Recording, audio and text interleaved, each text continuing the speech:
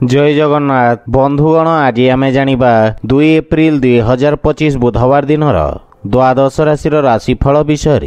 एही दैनिक राशिफल चंद्रंक गोचर गणना को नहीं आधारित एवं चंद्रंक गोचर गणना आम जीवन में बहुत प्रभाव पकई थाए।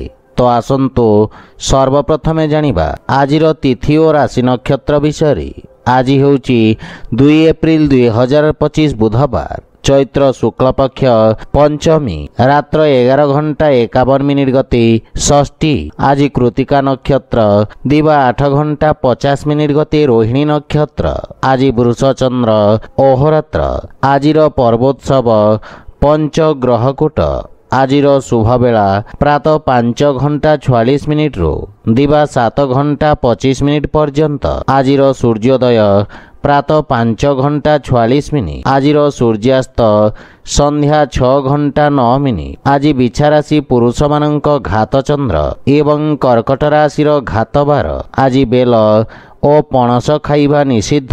तो बंधुगण आसंतु जानिबा आजिर राशिफल विषय। ता पूर्वरु आम चैनल को जो माने नुआ करी आछंती तळे थिबा लाल रंगर सब्सक्राइब बटन को दबाई आम चैनल को सब्सक्राइब करंतु ओ पाखरे थिबा घंटी बटन को दबाई ऑल रे सिलेक्ट करंतु काहेकि ना आमे अपलोड करिथिबा प्रत्येक वीडियो रो नोटिफिकेशन आपण सर्वप्रथमे पाई परिबे। मेष राशि आपणक राशि द्वितीय स्थान रे चंद्रदेवंक गोचर आपणको निज बाणी द्वारा लाभ प्रदान कराइबा एवं आपण कोनोसी गुरुत्वपूर्ण व्यक्ति को साक्षात करिबे जहार मार्गदर्शन आपणक कार्यक्षेत्र रे बहुत सहायक हेब। आपणक वक्तव्य एवं लेखनी रे मधुरता एवं आकर्षणर संचार हेब एवं आपणक कार्य सबुठारे प्रशंसित हेब। अधिकारी वर्ग आपणक कार्य को सम्मान करिबे।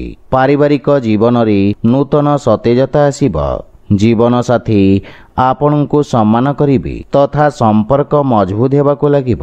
परस्पर को भल भाबरे बुझिबा पई एहा एक सुवर्ण सुजोग। सान भाई भौणींक ठारू आपण स्नेह पाइबे एवं सेमाने आपण को अनुसरण करिबे। प्रेम संबंध पई समय अनुकूल रहिछि एवं पूर्वरु रहितबा मतभेद दूर हेब। आर्थिक स्थिति रे उन्नति हेब एवं पारिवारिक संपत्ति वृद्धि हेब। सुख सुविधा रे मध्य वृद्धि घटिब किंतु कार्य व्यस्तता हेतु किछि शारीरिक थकापन अनुभव करि पारंती। सेथि पई खाद्यपेयर विशेष जत्न नियंतु। स्वास्थ्य अवस्था उत्तम अनुकूल रहिब। आज आपण ओं गणपते नमः मंत्र जप करंतु शुभ फल पाइबे। वृष राशि आपणक राशि स्थान रे चंद्रदेवंक गोचर किछि समय धरी चली आसुथिबा समस्यार समाधान करिब। आपणक आत्मविश्वास बढ़िबा द्वारा आपणक व्यक्तित्वर उन्नति हेब एवं आपणक स्वभावरु क्रोधर हानि घटिब एवं आपण चापरु मुक्ति पाइबे। वाणिज्य व्यवसाय क्षेत्र रे उन्नति हेबारु मन प्रसन्न रहिब। आपणक कार्य क्षेत्र रे किछि नुआ परिवर्तन करिवे जहा भविष्यत रे आपणको शुभ फल प्रदान करिब। जीवन साथी आपणक व्यक्तित्व रे आसीथिबा परिवर्तन द्वारा प्रभावित हेबे। संतान पक्षरु सुखद समाचार आपणक चिंता को ह्रास करिब। पितांक सहयोगरु आपणक अटकीथिबा कार्य अग्रगति करिब किंतु परिवारर वरिष्ठ सदस्यंक स्वास्थ्य प्रति विशेष ध्यान दियंतु ओ पितामातांकर सेवा करंतु। जदि कोनोसी निवेश करबाकू चाहंती तेबे पितांक परामर्श अवश्य नियंतु। परिवारर अनावश्यक खर्च रे नियंत्रण लागि रहिब। कोनोसी प्रकार जीवाणु जनित रोग आपणको जंत्रणा देई पारे एवं नित्यकर्म प्रभावित हेबा कारणरू कार्य रे बाधा सृष्टि होई पारे किंतु स्वास्थ्य प्रति सचेत रहंतु। आज आपण जे कोनोसी मंदिर रे नाली रंगर ध्वजदान करंतु शुभ फल पाइबे। मिथुन राशि आपणक द्वादश भाव रे चंद्रदेवंक गोचर व्यवसाय रे किछि क्षति घटाई पारे एवं कार्य क्षेत्र रे किछि अप्रीतिकर परिस्थिति उत्पन्न होई पारे। एही समय आपणको निज लंबित कार्य समाप्त करिबाकू एक सुजोग प्रदान करिब किंतु कोनोसी नुआ कार्य हाथ को नियंतु नहीं। असुरक्षित कार्यरू क्षतिर संभावना रहिछि। विशेष करी स्टॉक मार्केट रे नूतन विनियोगरू आपण दूरे रुहंतु।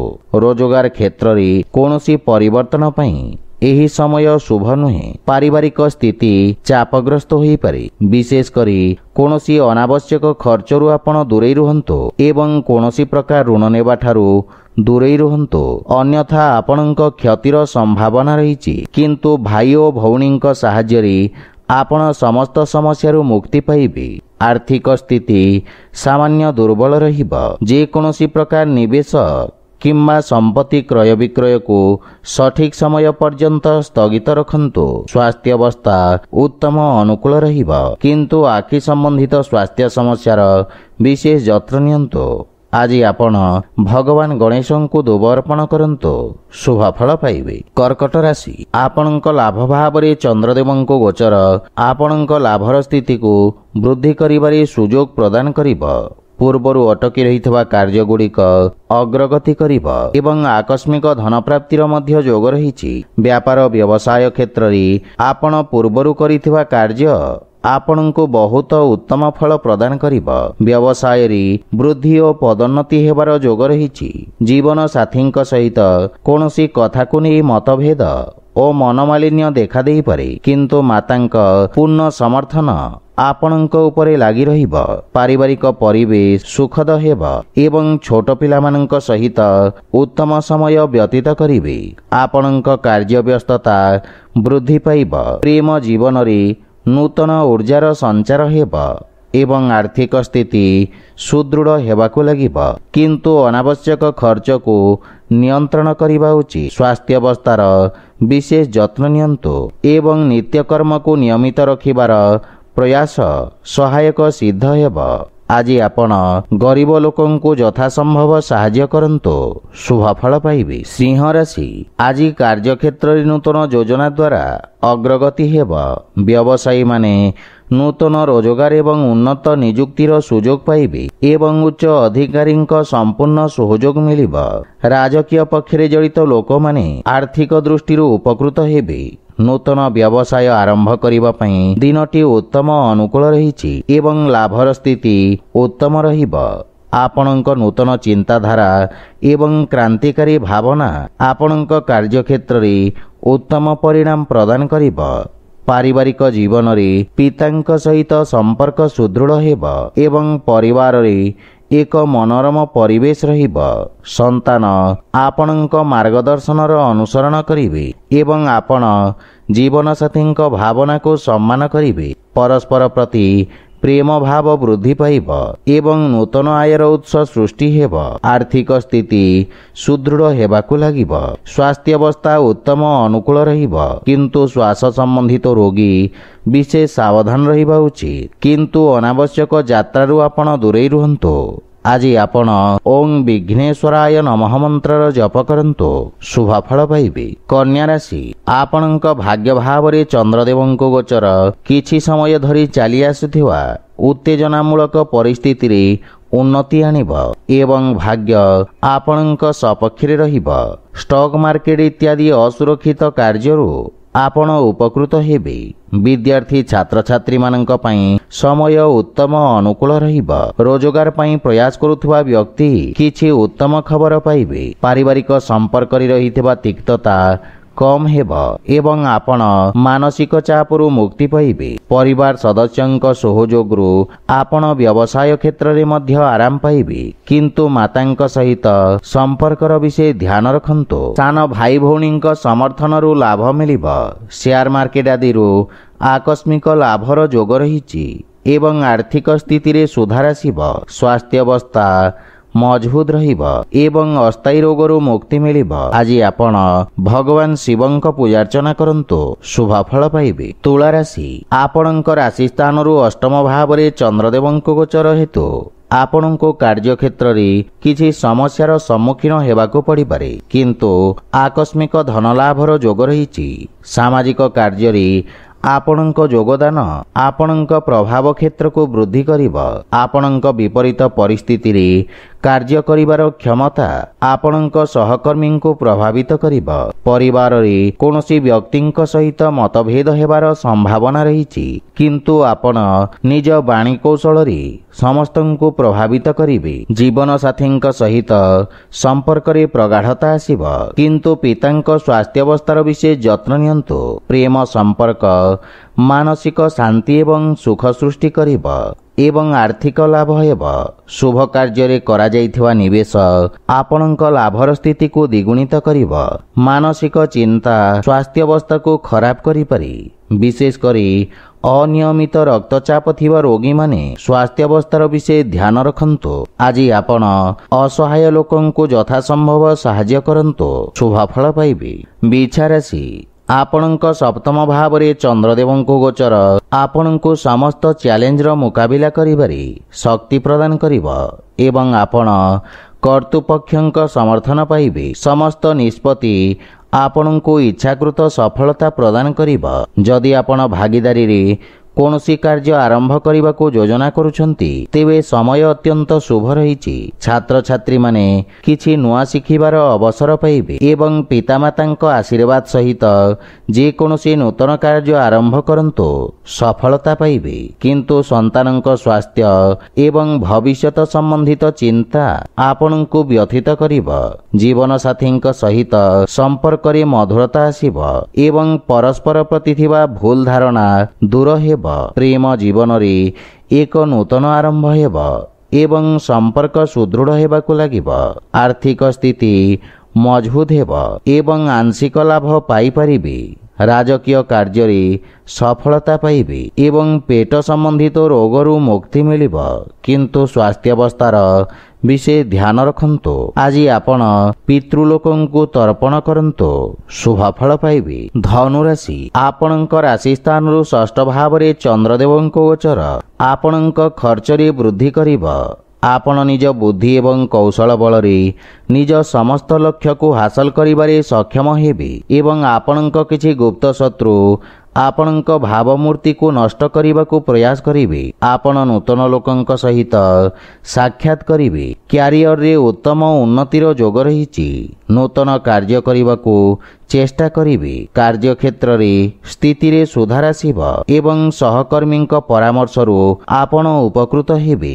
ମାତୁଳ ଘର ପକ୍ଷରୁ ପୂର୍ଣ୍ଣ ସହଯୋଗ ଓ ମାର୍ଗଦର୍ଶନ ପ୍ରାପ୍ତି ହେବ, କିନ୍ତୁ ପାରିବାରିକ କଳହରୁ ଆପଣ ଦୂରେଇ ରୁହନ୍ତୁ ତଥା ପରିବାର ସଦସ୍ୟଙ୍କ ସ୍ୱାସ୍ଥ୍ୟାବସ୍ଥାର ଯତ୍ନ ନିଅନ୍ତୁ। ପ୍ରେମ ଜୀବନରେ ବାଣୀର କଠୋରତା ହେତୁ ସମ୍ପର୍କରେ ଫାଟ ସୃଷ୍ଟି ହୋଇପାରେ। ସେଥିପାଇଁ ଅନାବଶ୍ୟକ ବାଦବିବାଦ ଓ ଯୁକ୍ତିତର୍କରୁ ଆପଣ ଦୂରେଇ ରୁହନ୍ତୁ। ଯଦି ଆପଣ ବ୍ୟବସାୟିକ ଋଣ ପାଇଁ ଚେଷ୍ଟା କରୁଛନ୍ତି, ତେବେ ଜଣେ ପରିଚିତ ବ୍ୟକ୍ତିଙ୍କ ସାହାଯ୍ୟ ପାଇବାର ସମ୍ଭାବନା ରହିଛି। ଗଣ୍ଠିପୀଡ଼ା ଯନ୍ତ୍ରଣା ଭୋଗୁଥିବା ରୋଗୀମାନେ ଉପକୃତ ହେବେ। ଆଜି ଆପଣ ବୃଦ୍ଧ ଲୋକଙ୍କୁ ସାହାଯ୍ୟ କରନ୍ତୁ, ଶୁଭଫଳ ପାଇବେ। ମକର ରାଶି, ଆପଣଙ୍କ ରାଶିରୁ ପଞ୍ଚମ ଭାବରେ ଚନ୍ଦ୍ରଦେବଙ୍କ ଗୋଚର ଆପଣଙ୍କ ସୃଜନଶୀଳ ଦକ୍ଷତା ବୃଦ୍ଧି କରିବ। କଳାକ୍ଷେତ୍ର ସହିତ ଜଡ଼ିତ ବ୍ୟକ୍ତି, ବିଶେଷ କରି ରଙ୍ଗମଞ୍ଚ ଏବଂ ଚଳଚ୍ଚିତ୍ର କ୍ଷେତ୍ରରେ ଜଡ଼ିତ ବ୍ୟକ୍ତି ନୂତନ ସୁଯୋଗ ପାଇବେ। ବ୍ୟବସାୟରେ ଅଂଶୀଦାରମାନଙ୍କ ଦ୍ୱାରା ଲାଭର ସ୍ଥିତି ବୃଦ୍ଧି ପାଇବ। ଛାତ୍ରଛାତ୍ରୀମାନଙ୍କ ପାଇଁ ସମୟ ଅତ୍ୟନ୍ତ ଶୁଭ ରହିଛି। ଆପଣ ନିଜର ସମସ୍ତ ଲକ୍ଷ୍ୟ ପୂରଣ କରି ପିତାମାତା ଏବଂ ଗୁରୁଜନଙ୍କୁ ଗୌରବାନ୍ୱିତ କରିବେ। ପାରିବାରିକ ପରିବେଶରେ ଶାନ୍ତି ସୌହାର୍ଦ୍ଦ୍ୟ ଲାଗି ରହିବ। ଯଦି ମାତାଙ୍କ ସହିତ କୌଣସି ବାଦବିବାଦ ଥାଏ, ତାହା ଦୂର ହେବାକୁ ଲାଗିବ। ସନ୍ତାନ ପକ୍ଷର ଉନ୍ନତିରୁ ଆପଣ ବିଶେଷ ଆନନ୍ଦ ପ୍ରାପ୍ତ କରିବେ ଏବଂ ସନ୍ତାନ ଆପଣଙ୍କ ଆଜ୍ଞାର ଅନୁପାଳନ କରିବେ। ଭାଇମାନଙ୍କ ସାହାଯ୍ୟରେ ଆପଣଙ୍କ ସମସ୍ତ କାର୍ଯ୍ୟ ସଫଳ ହେବ। ଆର୍ଥିକ ସ୍ଥିତି ମଧ୍ୟମ ରହିବ। ଆଶାତୀତ ଲାଭ ପାଇବା ପାଇଁ ବ୍ୟବସାୟରେ ଅଧିକ ପ୍ରୟାସ କରିବାର ଆବଶ୍ୟକତା ରହିଛି। ସ୍ୱାସ୍ଥ୍ୟାବସ୍ଥାରେ ଉନ୍ନତି ହେବ, କିନ୍ତୁ ଅତ୍ୟଧିକ ଧାଁ ଦୌଡ଼ା ଓ କାର୍ଯ୍ୟବ୍ୟସ୍ତତା କାରଣରୁ ଆପଣ ଥକାପଣ ଅନୁଭବ କରିବେ। ଆଜି ଆପଣ ବଜରଙ୍ଗ ବାଣ ପାଠ କରନ୍ତୁ, ଶୁଭଫଳ ପାଇବେ। କୁମ୍ଭ ରାଶି, ଏହି ସମୟ ଆପଣଙ୍କ ପାଇଁ କିଛି ମାନସିକ ଅଶାନ୍ତି ପ୍ରଦାନ କରିବ। ଆପଣ ବ୍ୟବସାୟ ଏବଂ ବ୍ୟବସାୟର ଭବିଷ୍ୟତ ବିଷୟରେ ଚିନ୍ତିତ ରହିବେ। ବ୍ୟବସାୟରେ କିଛି ଆର୍ଥିକ କ୍ଷତି ହେବାର ସମ୍ଭାବନା ରହିଛି। ମାନସିକ ଚାପ ଆପଣଙ୍କ ବକ୍ତବ୍ୟରେ କଠିନତା ସୃଷ୍ଟି କରିପାରେ। ଯାହା ଆପଣଙ୍କ ବୃତ୍ତିଗତ କ୍ଷେତ୍ର ପାଇଁ କ୍ଷତିକାରକ ହୋଇପାରେ। ସହକର୍ମୀ ମାନଙ୍କ ସହିତ ନିଜ ବ୍ୟବହାରର ବିଷୟ ଧ୍ୟାନ ରଖନ୍ତୁ, ଅନ୍ୟଥା ଆପଣଙ୍କ ଭାବମୂର୍ତ୍ତି କ୍ଷତିଗ୍ରସ୍ତ ହୋଇପାରେ। ମାତାଙ୍କ ସହିତ କିଛି ବାଦ ବିବାଦର ସମ୍ଭାବନା ରହିଛି। ଆପଣଙ୍କ ବକ୍ତବ୍ୟ ଏବଂ କ୍ରୋଧକୁ ନିୟନ୍ତ୍ରଣ ରଖନ୍ତୁ। ଶାନ୍ତ ମନ ସହିତ ସମସ୍ୟାର ସମାଧାନ କରିବାର ପ୍ରୟାସ କରନ୍ତୁ। ପିତାଙ୍କ ମାର୍ଗଦର୍ଶନ ଏବଂ ସମର୍ଥନ ଆପଣଙ୍କ ଉପରେ ଲାଗି ରହିବ। ଜୀବନସାଥୀଙ୍କ ସହିତ ସମ୍ପର୍କରେ ପ୍ରଗାଢ଼ତା ଆସିବ ଏବଂ ପ୍ରେମ ଜୀବନରେ ମଧୁରତାର ଭାବ ରହିବ। କିନ୍ତୁ ଆପଣ ଅନ୍ୟମାନଙ୍କ ଅନୁଗ୍ରହ ବୁଝିବାକୁ ଚେଷ୍ଟା କରିବା ଉଚିତ। ଯଦି ଆପଣ ବ୍ୟବସାୟ ପାଇଁ ବ୍ୟାଙ୍କରୁ ଋଣ ପାଇବାକୁ ଚାହୁଁଛନ୍ତି, ତେବେ ସମୟ ଅନୁକୂଳ ରହିଛି ଏବଂ ବିଶେଷ ଲାଭ ପ୍ରାପ୍ତି ହେବ। ମାନସିକ ଚାପ ଆପଣଙ୍କ ନିଷ୍ପତ୍ତି ନେବା କ୍ଷମତାକୁ ପ୍ରଭାବିତ କରିବ, କିନ୍ତୁ ଯାନବାହନ ଚଳାଇବା ସମୟରେ ବିଶେଷ ସତର୍କତାର ଆବଶ୍ୟକତା ରହିଛି। ଆଜି ଆପଣ ହନୁମାନ ଚାଳିଶା ପାଠ କରନ୍ତୁ, ଶୁଭଫଳ ପାଇବେ। ମୀନ ରାଶି, ଆପଣଙ୍କ ତୃତୀୟ ଭାବରେ ଚନ୍ଦ୍ରଦେବଙ୍କ ଗୋଚର ଆପଣଙ୍କ କାର୍ଯ୍ୟକ୍ଷେତ୍ରରେ ସକାରାତ୍ମକ ପରିବର୍ତ୍ତନକୁ ନେଇ ଆପଣଙ୍କୁ ଖୁସି ପ୍ରଦାନ କରିବ। ଆପଣଙ୍କ ରାଜନୈତିକ ବର୍ଚସ୍ୱରେ ବୃଦ୍ଧି ହେବ ଏବଂ ଆପଣ ହାତରେ ଥିବା ସମସ୍ତ କାର୍ଯ୍ୟକୁ ଦକ୍ଷତାର ସହିତ ସମ୍ପୂର୍ଣ୍ଣ କରିବେ। ବ୍ୟବସାୟୀ ବର୍ଗଙ୍କ ପାଇଁ ଏହି ସମୟ ନୂତନ ଯୋଜନା କ୍ରିୟାନ୍ୱିତ କରିବା ପାଇଁ ଉତ୍ତମ ସମୟ। ଆପଣ ନିଜ କାର୍ଯ୍ୟକ୍ଷେତ୍ରକୁ ସଫଳତାର ସହିତ ବିସ୍ତାର କରିବେ ଏବଂ ପରିବାରର ସୁଖ ଏବଂ ସମୃଦ୍ଧତା ପାଇଁ ଖର୍ଚ୍ଚ କରିବେ। ଜୀବନସାଥୀଙ୍କ ପୂର୍ଣ୍ଣ ସମର୍ଥନ ପ୍ରାପ୍ତି ହେବ। ବିଦେଶରୁ କିଛି ଭଲ ଖବର ପାଇ ପ୍ରସନ୍ନତା ଅନୁଭବ କରିବେ। ବଡ଼ ଭାଇମାନଙ୍କର ବିଶେଷ ସମର୍ଥନ ଆପଣଙ୍କ ଅଗ୍ରଗତିର କାରଣ ହେବ। ପିତାଙ୍କ ସ୍ୱାସ୍ଥ୍ୟାବସ୍ଥାର ବିଶେଷ ଧ୍ୟାନ ନିଅନ୍ତୁ ଏବଂ ଆର୍ଥିକ ପ୍ରଗତି ହେବ, କିନ୍ତୁ ପାରିବାରିକ ଖର୍ଚ୍ଚରେ ବୃଦ୍ଧି ମାନସିକ ଚାପ ସୃଷ୍ଟି କରିପାରେ। ସ୍ୱାସ୍ଥ୍ୟାବସ୍ଥାରେ ଉନ୍ନତି ହେବ, କିନ୍ତୁ ସତର୍କତା ବଜାୟ ରଖନ୍ତୁ। ପ୍ରାଣାୟାମ ଏବଂ ଦୈନିକ ବ୍ୟାୟାମର ଆବଶ୍ୟକତା ରହିଛି। ଆଜି ଆପଣ ଶ୍ରୀ ରାଧାକୃଷ୍ଣଙ୍କ ଆରାଧନା କରନ୍ତୁ, ଶୁଭଫଳ ପାଇବେ। ତ ବନ୍ଧୁଗଣ, ଏହା ଥିଲା ଆଜିର ରାଶିଫଳ ବିଷୟରେ। ଯଦି ଭିଡ଼ିଓଟି ଆପଣମାନଙ୍କୁ ଭଲ ଲାଗିଥାଏ, ଲାଇକ୍, ସେୟାର ଓ କମେଣ୍ଟ କରି ଜଣାନ୍ତୁ ଏବଂ ଆମ ଚ୍ୟାନେଲକୁ ସବସ୍କ୍ରାଇବ୍ କରନ୍ତୁ। ଜୟ ଜଗନ୍ନାଥ।